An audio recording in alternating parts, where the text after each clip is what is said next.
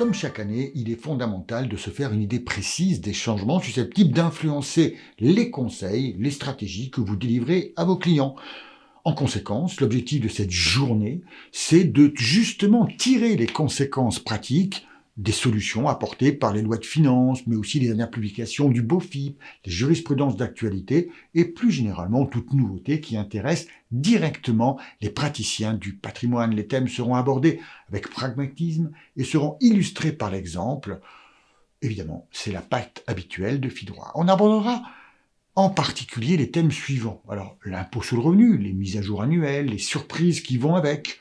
En matière d'impôt sur les sociétés, le taux réduit, les points d'alerte et les conséquences des nouveaux textes.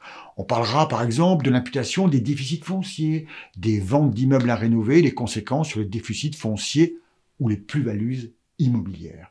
On parlera aussi de l'actualité des déductions et crédits d'impôt. Que faut-il privilégier compte tenu du contexte inflationniste ? C'est quoi, en réalité, les changements pour 2023 ? L'assurance emprunteur ? Défaut de conseil et perte de chance en matière d'assurance emprunteur. Quelles sont les conséquences d'un décès lorsque j'ai plusieurs co-emprunteurs ? On le verra, bien entendu. On parlera d'apport titre à une holding avec les soultes de partage. On parlera d'assurance vie avec toutes les nouvelles jurisprudences, tous les changements. Alors, on va prendre un seul exemple. C'est qu'une acceptation bénéficiaire, par exemple, c'est un acte d'administration ou une disposition. Eh bien, tout ça, on le verra ensemble.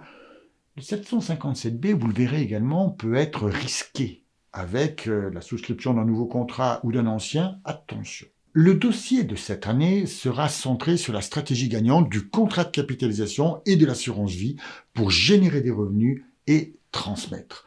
Ça viendra en complément de ce que l'on a vu au colloque 2022. On expliquera plus en détail la stratégie avec ses avantages, ses inconvénients et évidemment des simulations chiffrées. Bref, une journée efficace pour vous-même et surtout pour vos futurs dossiers clients.